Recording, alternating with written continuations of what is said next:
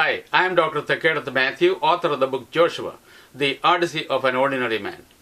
Many a times I have been asked to reveal to you some interesting episodes and experiences that I found during writing of my book.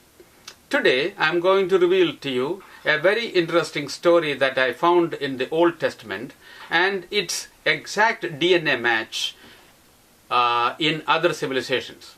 The story is very famous, that is, Moses being floated on a reed basket through Nile. The story goes like this.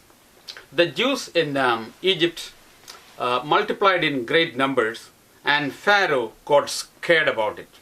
Remember, the great Pharaoh getting scared about Jews in Egypt. In any case, as the story goes, he decided to kill all the male children that are born to Jews. So he called a couple of midwives and told them, when you go to deliver those babies, if it is a male child, just kill them. So the midwives came and told Pharaoh that, well, that's not always possible because before we reach the house, the baby is already born. So Pharaoh thought it's a difficult problem. Then he commanded his generals to come and told them that, well, fetch all the male Jewish children and drown them in the Nile. Well, that's a plan. It's about this time Moses was born.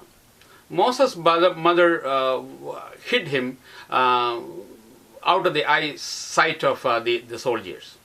Then she collected some reeds, made a reed basket, and made it watertight with some pasting some bitumen by the side, put the baby inside, and covered it with a nice lid, and she decided to float that child in the Nile.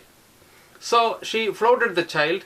The reed basket gently swayed this way and that way and then flew down. Lo and behold, at that particular moment, Pharaoh's daughter was taking a bath in the Nile with her maids. And the maid sported the reed basket and they recovered it. And by that time, Miriam, Moses' sister, was watching it. So Miriam approached the Pharaoh's daughter and said that, well, because this is a Jewish boy, can I be a maid here in the palace? The queen said, of course you can. And then Miriam said, well, the baby might need a wet nurse, so can I fetch one?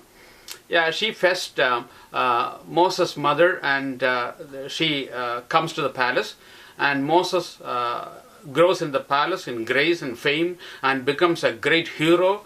And then later on he had some dialogues with God too. That is story number 1. There is an exact DNA match of this story in the Babylonian stories.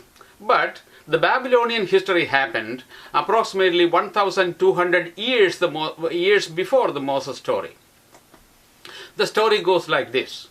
Argon I of Akkad wrote his own life history. He said, my father was a farmer, but my mother conceived me through my father's brother. When I was born, to cover the shame, my mother made a reed basket. So this Euphrates River, there are a lot of reeds. So she collected some reeds, made a basket, and made it watertight with some bitumen, made a lid, and floated the boy through the Euphrates. Well, downstream there is a farmer watering his plants. He recovered the basket and took the child. The child was very handsome and raised the child in his house. The child grew up in grace and fame, and he was so handsome such that even Lord Ishtar fell in love with him. And later on he became the cupbearer of the king and later the emperor himself. That is an exact DNA match of the Moses story that I found in the Babylonian story. Well, there is another exact DNA match in the Indian epics. In the Indian epic of Mahabharata, Pandavas are the good guys. Their mother is Kundi. Kundi had some wonderful qualities. She had a boon to get a child from sun god. To preserve the virginity, she conceived that child on her thighs.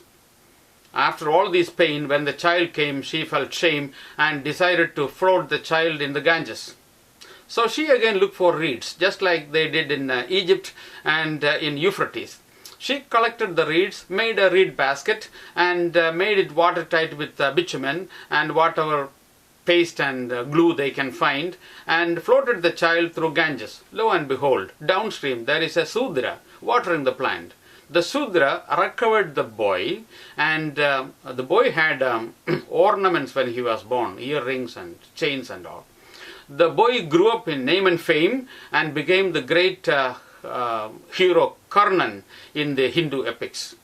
What I want you to do is, can you find out whether there are any other heroes that are floated like this in the great rivers? We have a few more rivers left.